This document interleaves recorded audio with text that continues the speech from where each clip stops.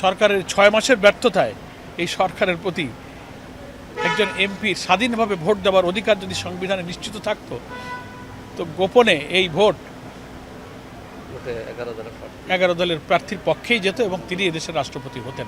এটা আমরা আশাবাদী। আমাদের 11 দলের পক্ষ থেকে যেদিন মাননীয় বিরোধী দলীয় নেতার সরকারি বাসভবনে 11 দলের শীর্ষ নেতারা বৈঠক করে 11 দলের রাষ্ট্রপতি প্রার্থী হিসেবে 11 দলের একজন শীর্ষ নেতা এলডিপির চেয়ারম্যান কর্নেল ওলি আহমদ বীর বিক্রমকে মনোনীত করে ঘোষণা করা হয়েছে, ওই দিনেই আমাদের আমিরে জামাত 11 দলের শীর্ষ নেতা ব্যাখ্যা দিয়েছেন যে নির্বাচনে অংশগ্রহণ করা এটা গণতান্ত্রিক চর্চা, it is the beauty of democracy. প্রতিযোগিতাই তো গণতন্ত্রের কথা। তো আমাদের বিপুল সংখ্যক সদস্য নিয়ে আমরা বিরোধী দলে আছি, তো সে কারণে 11 দল ঐক্যমতের ভিত্তিতেই আমরা একজন প্রার্থী নির্বাচিত করেছি।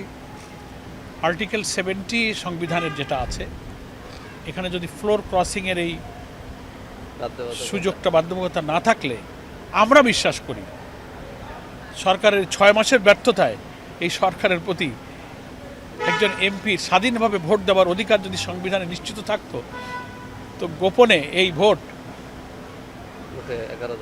11 দলের প্রার্থীর পক্ষেই যেত এবং তিনি এদেশের রাষ্ট্রপতি হতেন। এটা আমরা আশাবাদী। কয়েকটা গুরুত্বপূর্ণ অনাস্থা ভোট, অর্থ বিল, কেমন এই ধরনের কয়েকটা ছাড়া বাকি জায়গায় এমপিকে আমরা মতামত প্রকাশ স্বাধীন করে দিয়েছি। সেই জুলাই সনদটাও তো ওনারা মানেন নাই। তো সেই কারণে আমরা রাষ্ট্রপতি নির্বাচন সুষ্ঠুভাবে হোক, আজকেই মনোনয়ন 11 দলের যিনি প্রার্থী জমা দেওয়া হয়েছে ইলেকশন কমিশনে।